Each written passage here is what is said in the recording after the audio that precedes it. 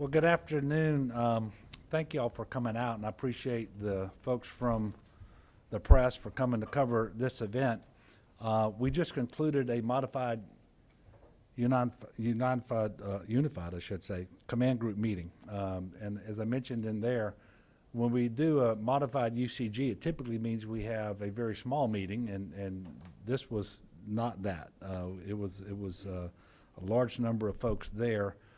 From our federal partners across the state agencies, and then our parish and local governmental entities too across the 4 parishes that are affected by this low water event. And I do want to thank all of them for coming, but in particular, the assistance that we are being provided and have been provided for a good while now by the U.S. Army Corps of Engineers. Obviously, we're here to talk about the saltwater intrusion in the lower Mississippi River and what that has already meant for our state and what it's projected to do over the coming weeks and potentially months. As you know, most of the state has been experiencing prolonged drought conditions, above average heat, and has contributed to a number of challenges, including wildfires, the drought, heat-related deaths and injuries, and so forth, and now saltwater intrusion. Additionally, the Mississippi River is forecasted to reach historic lows over the next several weeks.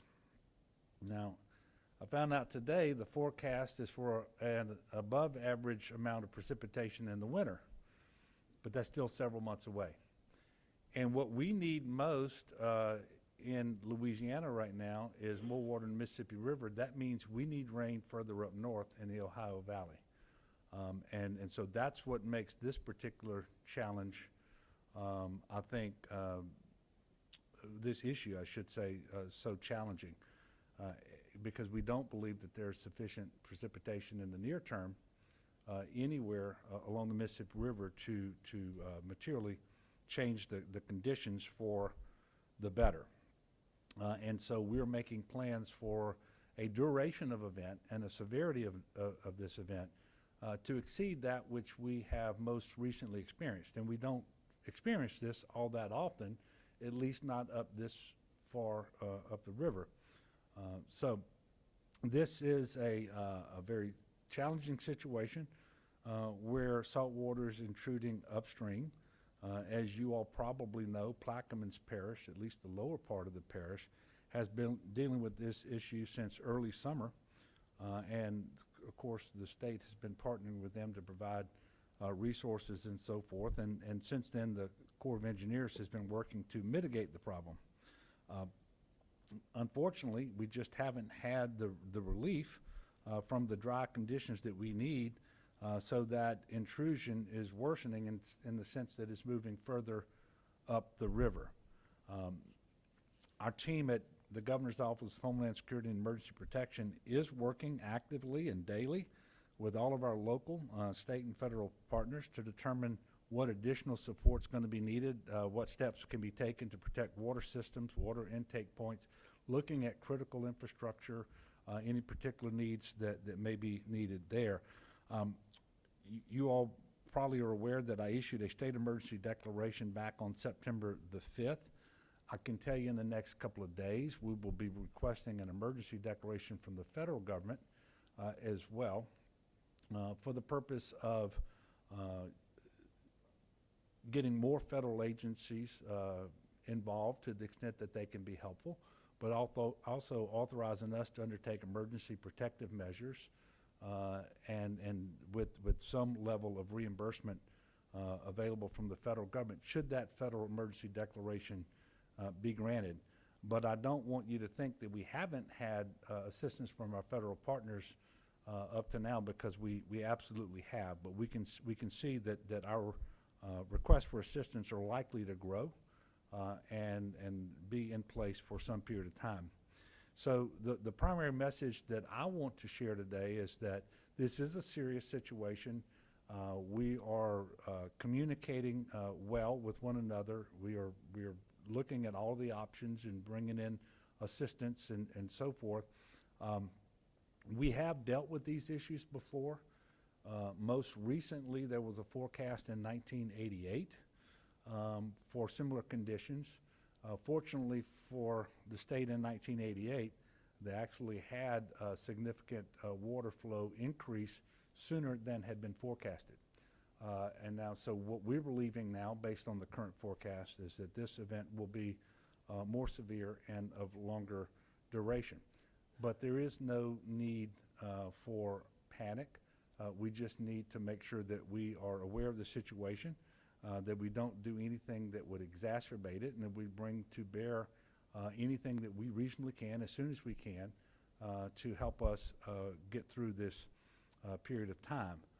Obviously, the most important thing to do is to ensure that we have enough safe drinking water for the people in the area of concern.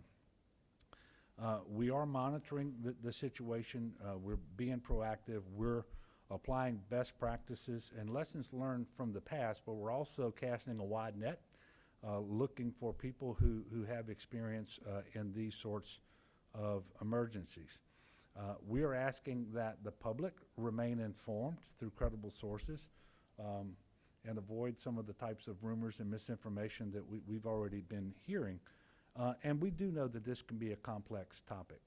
And for that reason, we are determined to be as transparent as possible. We're going to communicate to the people what the situation is and so forth. And that's really the way that my administration has dealt with these things from the very beginning.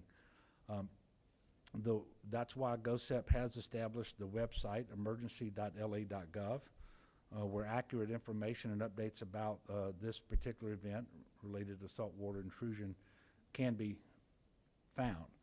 Now, I'm going to be followed by Colonel Cullen Jones, who is the commander of the New Orleans District of the Corps of Engineers. He's going to share some information with you. After that, it is my intention that we will take some questions, should you have any, and I suspect you will. And we will take those questions at that time. But Colonel Jones? Thank you very much, Governor. Good afternoon. First off, Governor, I would like to thank you, our local, state, and federal teammates as we work together in response to this year's extreme Mississippi River drought. As you all have been tracking, the Corps of Engineers has been monitoring the saltwater since early summer.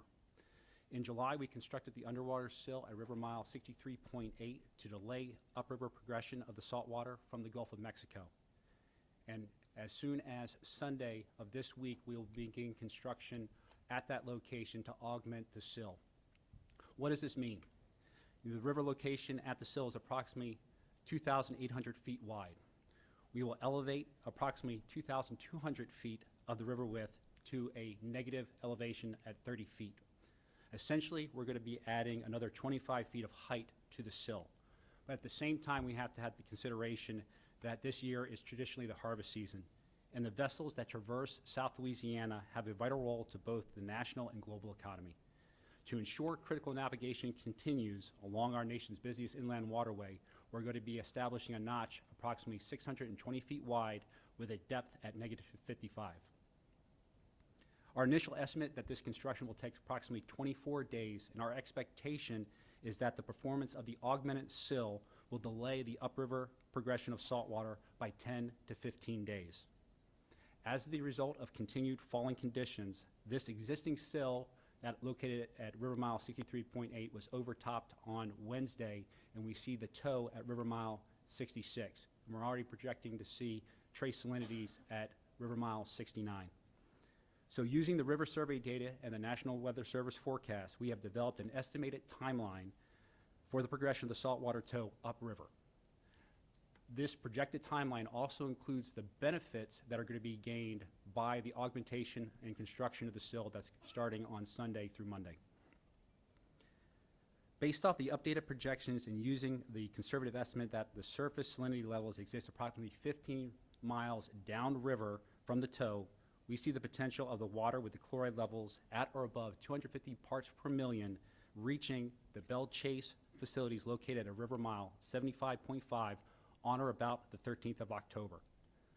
Then heading up to Delcor Station at river mile 80.9 on or about the 15th, then to the St. Bernard facility at River Mile 88 on October 19th, then to the New Orleans Algiers facility at River Mile 95.7 on the 22nd of October, then to the Gretna facility at River Mile 96.7 on the 24th, then to West Jefferson at River Mile 99.1 on the 25th of October, New Orleans Carrollton facility at River Mile 104.7 on the 28th of October, then to East Jefferson at River Mile 105.4 on the 29th of October. And we are continuing to develop our models and refine them to see what potentially could happen upriver from that location. Now, I need to stress that these forecasted conditions can change. We will continue to monitor saltwater progression, the silt construction, and the river forecast as the extreme river conditions continue. As new information becomes available, we will reevaluate our projected movement of the saltwater and share this information with our partners and the public for their preparedness, readiness, and response. Without significant rain in the immediate future, the augmented saltwater sill will too be overtopped. With this understanding, the Corps of Engineers is underway securing water barges under Public Law 8499 for flood control and coastal emergency that will support impacted water treatment facilities by transporting water collected from the portion of the river above the saltwater toe. That water then can be combined with water at the treatment facilities to create a mixture that is safe for treatment. We are looking to have our initial capacity for transporting approximately 15 million gallons of water next week, and we will continue to build capacity as the conditions continue. Lastly, I want to reiterate that the Corps is committed to supporting the local, state, and federal response to the fullest extent of our authorities and capabilities. We will continue to share any information we collect to assist our partners during their efforts, and we will keep the public apprised of our work and our insights. Thank you very much. Thank you, Colonel Jones. With that, I believe we're ready for some questions. I'm sorry, there are microphones here? They're bringing you a microphone. When you ask a question, just please let us know who you're directing the question to as well. This is for Colonel Jones. Okay. You mentioned 15 million gallons coming down, fresh water coming down river. Is that per day? Or is that, during what period of time is that 15 million gallons going to come? So we are in the process of establishing delivery schedules to impacted water facilities. When I talk about the 15 million gallons, that is our initial capability of water barging that we are bringing on location. Once we have it on site and water treatment facilities are ready to receive based off of their needs, then we'll start our delivery process. Is there a knowledge of how many gallons will be needed over time? So currently, right now, looking at all the way up to the Gretna facility, the current demand would approximately be 36 million gallons per day. Per day, and the 15 million is not per day, that's just the initial shipment. So those are the water barges that will be able to pull water from the river, push it downriver for delivery, and then go through it and repeat the process. So it'll be a continual delivery effort. And the 36 million needed, that's for all of the affected parishes and all the affected areas? Those are all for all the current treatment facilities that could potentially utilize the water barging over time. So we are looking to increase our capacity to support, from Plaquemines all the way up to the Gretna facility. But I'm saying, does the 36 million figure, does that cover the entire length all the way up to East Jefferson? Or is there, what is the total figure that's needed? The answer is no. That is up to the Gretna facility from Boothville up to Gretna.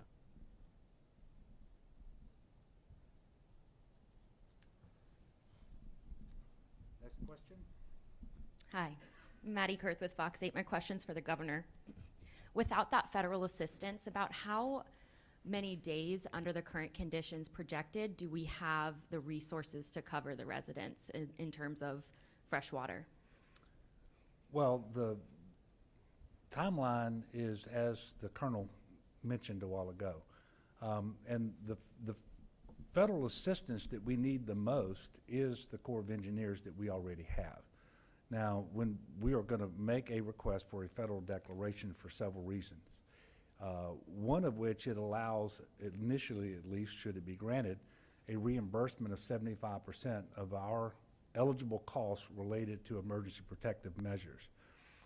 And that can include all of the bulk water deliveries that we're doing, whether it's bottled water or bulk water and so forth. It also allows us to coordinate with and get potential help from other federal agencies, whether it's the EPA or the U.S. Department of Transportation and so forth.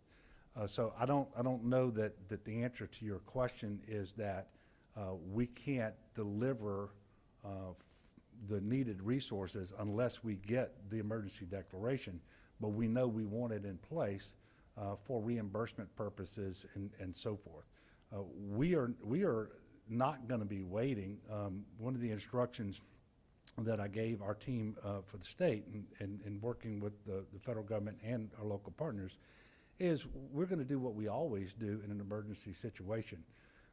We are going to go big and go quick, and then we can scale back later should we see that we have the availability of the opportunity to do that. But I don't want anybody to think that we're not going to bring every resource to bear to meet this challenge unless and until we get a federal declaration. We're going to do what's required. I have one more question, and this might be for the Corps, though I'm not sure. We've heard some residents in South Plaquemines Parish complaining of rashes, pipes corroding, animals drinking water and getting sick. Are you guys aware if this is because of the saltwater intrusion, or this could be from something else? I can only say they're attributing it to the salt water. I mean, I can't question, what they're saying is happening to them. Rick Goger with WGNO. This is for, Okay. how you doing? Colonel Jones. Just to reiterate on that 15 million gallons, I just want to make sure I understand this. You said that's going to be moved in next week to the facilities. When will the next group or next bunch of gallons be moved in? What's kind of like the time frame from moving these 15 million to moving the barges back to bringing in more water? Because I know you said 36 million a day is what's going to be needed. So what's kind of the turnaround rate for bringing in more and more water? Because like you said, you're bringing in the initial 15, going back, bringing more. What's kind of the time frame on being able to go back and forth? So the current answer is quickly as possible. I mean, today we just executed the contract to get the initial capacity for 15 million gallons on site next week, and then we are rapidly moving through the Corps of Engineers to obtain more. We are sending out demand signals across industry and also small businesses to bring as many barging capabilities in, make sure they're properly cleaned, and then we can start establishing a delivery schedule. Now, the other aspect here is that we're working very closely with the parishes, and they are in the process of setting up reservoir barges at their treatment facilities so they can receive that water. Our goal is to be able to deliver water once they are ready to receive and then get into a regular routine process. And is there a chance that 15 million can increase over time? Like y'all are going to continue bringing more and more water each return trip? So it's going to be based off of the requirements at each of the locations. As the salinity increases at their treatment facilities, they're going to require more water to mix to get to safe levels. And that's going to be the critical coordination that we're having with them at that location, what the treatment facility managers need so that we're making sure that we're delivering the right amount. So over time, we're going to increase our capacity to deliver, and their needs are going to increase. Perfect. Thank you. Eli Brand, WDSU. And I want to follow up on that for just a second. Nobody should leave here telling the public that the only thing that's happening is that we have contracted through the Corps of Engineers for the capacity for 15 million gallons, because that will increase over time. The need is not going to be the same over time because there is a certain amount of salinity that is okay. I think it's 250 parts per million is when you get to where it's not okay. And so obviously you need more water over time should the salinity increase, and we believe that it will, but that's going to happen over time. But in addition to barging, there are operations to deliver bulk water, bottled water. There are reverse osmosis water purification units that are being brought online where they can be helpful. And we are looking at still further options. And so we are not intending, and you should not say, that the only thing that we're going to be doing in the future is a barging operation. It won't be limited to 15 million gallons. It will start off at that level, But we are going to be doing many more things than that in order to address this situation. And that's what I wanted to make clear, because we don't want anybody out there to be unduly alarmed because we're failing to communicate the full range of things that we're trying to do. Yeah, of course. I just wanted to clarify that specific barge, but of course we know y'all are bringing in water, reverse osmosis. That wasn't the intention. I just wanted to make sure I knew how much and, you know, the time frame on that. Eli Brand, WDSU. This is for whoever can answer it. So you've mentioned that it's going to take a lot of flow from the river to be able to push this back. So once that salt water makes its way up to Gretna, about how long into the future, weeks, months, would you expect that salt water to affect the water supply in these areas? So right now, our current flows are at around 148,000 CFS, or cubic feet per second. We see saltwater progression occur when the river is down to 300,000 cubic feet per second.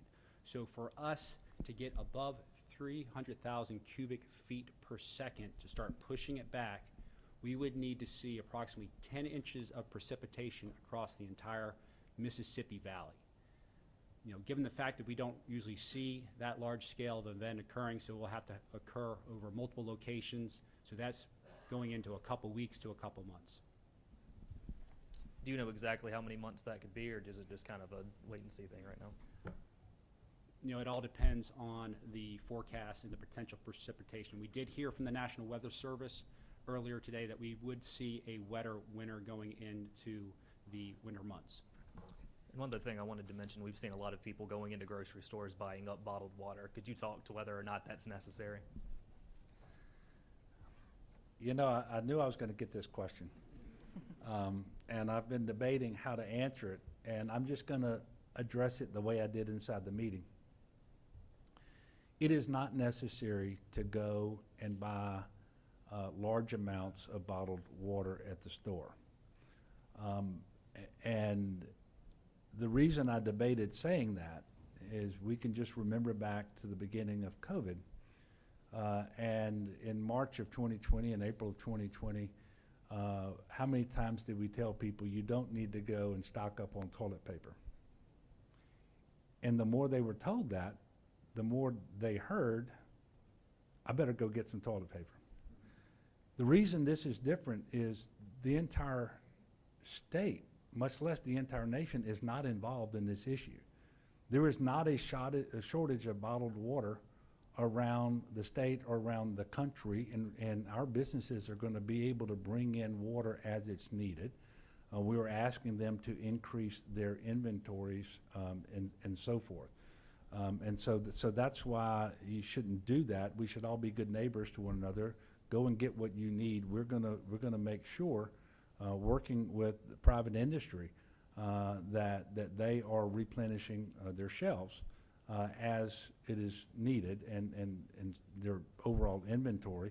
We're also going to do that at the state level because we do deliver bottled water as well, and we will be bringing in everything that we need. But this demand for water is not going to be increasing all over the country. And so this is not one of the things that we are principally concerned about.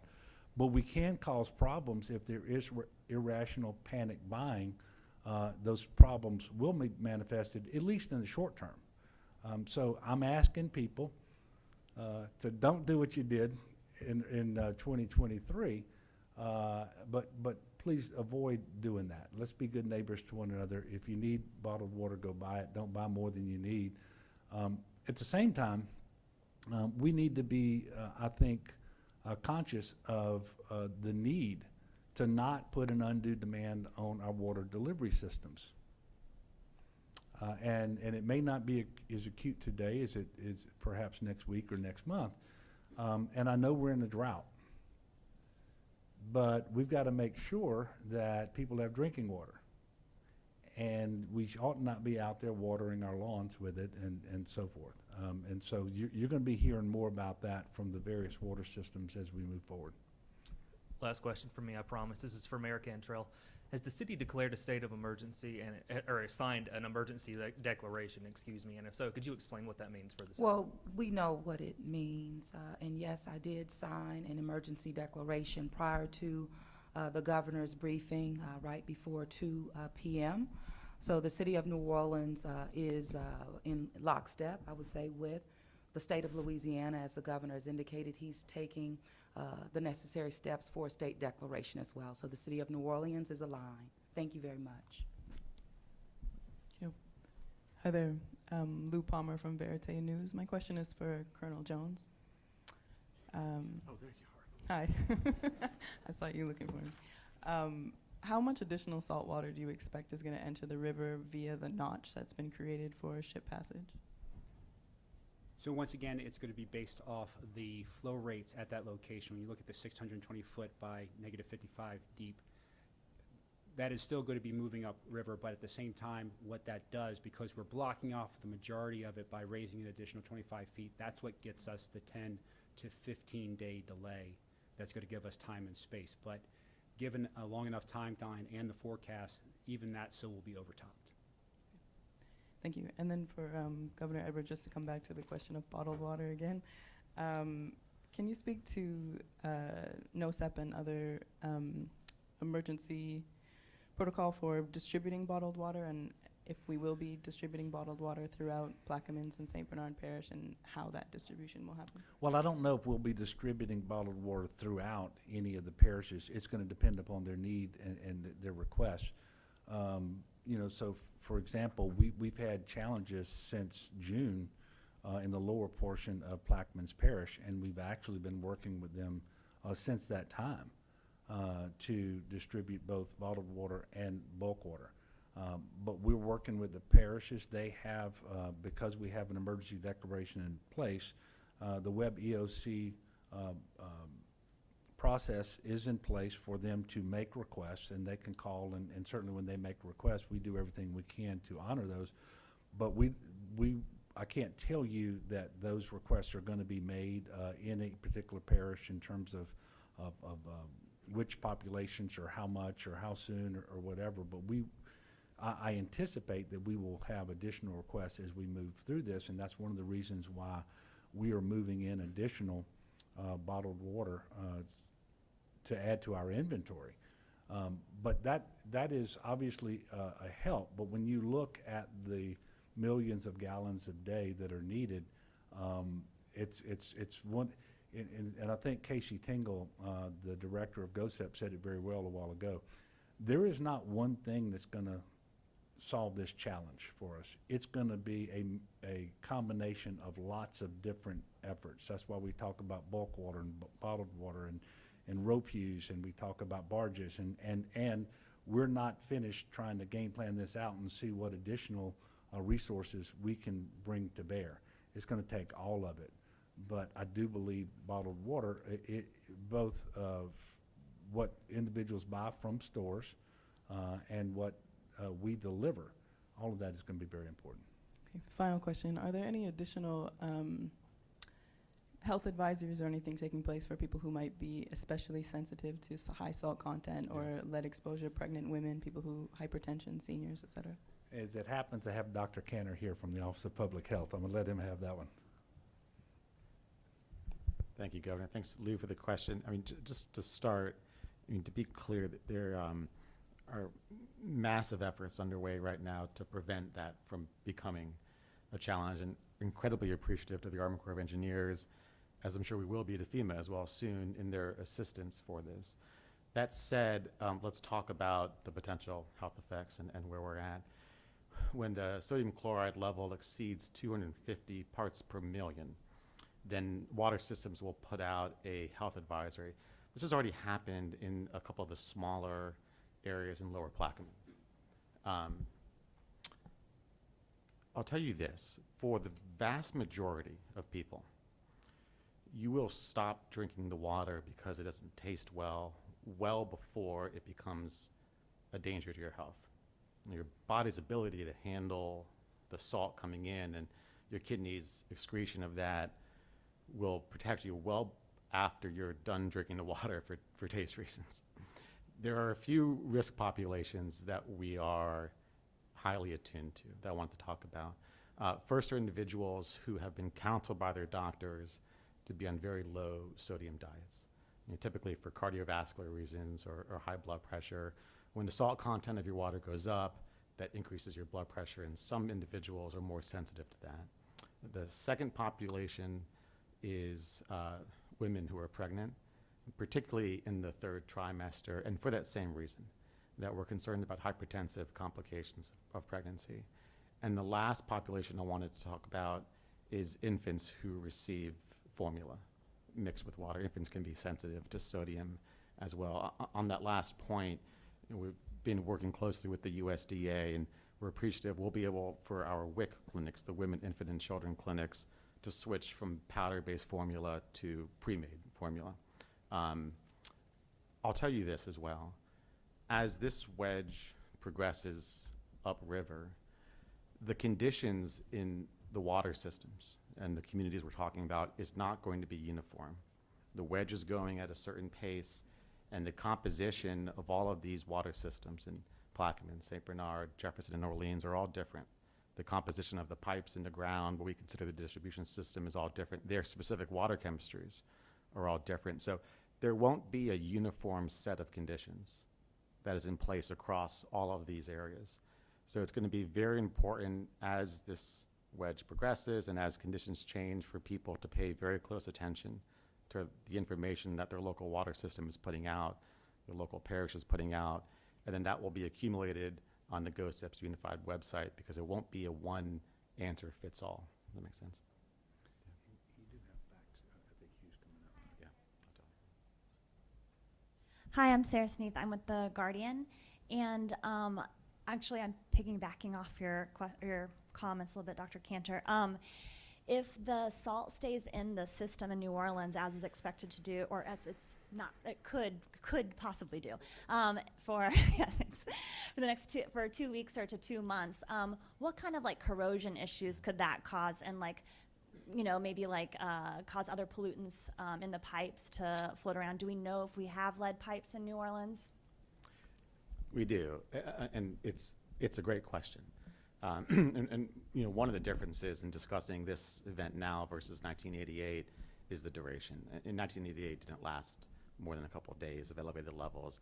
This event has the potential to last much longer. And as you allude to, Sarah, with sodium chloride, salt coming into a water system, that has the potential to corrode. There are water systems lower down the river in Lower Plaquemines and St. Bernard that are a little bit more fortunate because they've had the unfortunate need to replace their systems because of storms, and so they have a lot of PVC, and that's going to be beneficial in this case. In New Orleans, Jefferson, we know we have lead pipes in the ground. We know we have galvanized fittings. We know we have solder, and all of that is potentially corrosive.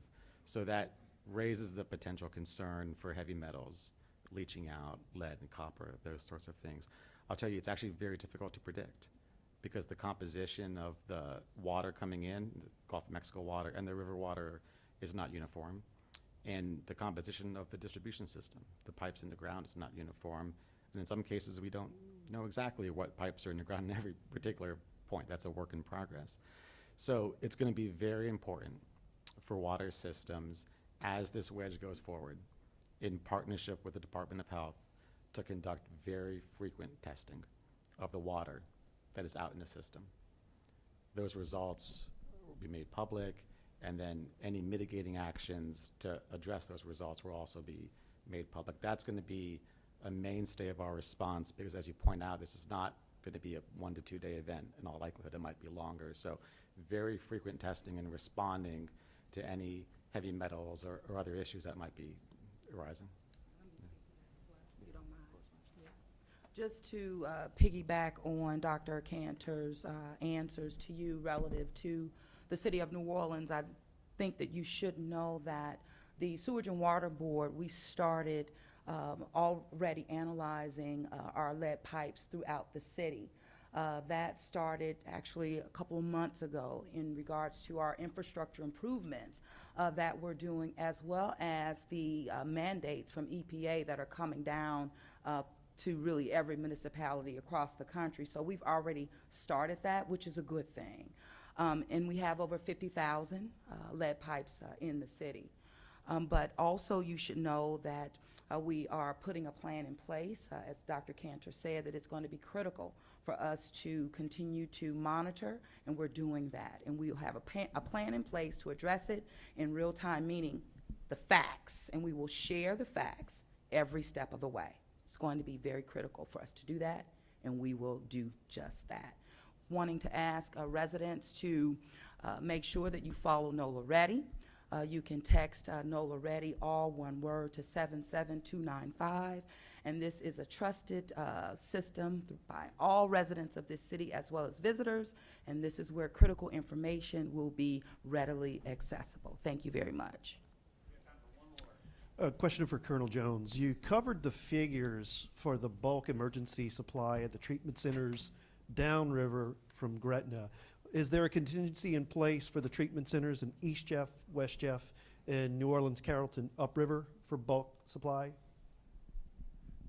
So as they're looking at the capacity of those facilities, we're in direct contact with them on ways and means that they can continue to provide support there. We had a very great discussion with Sewage and Water Board yesterday on their potential options to be able to maintain supplies. They're looking at the sky's the limit, potentially looking at setting up a temporary water line 10 miles up past Kenner, Louisiana, to be able to maintain flows. Also looking at other options as well. So we'll be here as the Corps of Engineers to provide best technical assistance to them to facilitate such mitigating measures. And final follow-up, given that this is a pretty widespread drought, where's the water coming from? What's the source? So in regards to the source of water from the Mississippi River? The bulk water supply. So the bulk water supply will be obtained upriver from where the saltwater tow is affecting. So we'll grab fresh water from upriver where we don't see effects of the saltwater intrusion, and we will bring it down and deliver it to the impacted water intake facilities.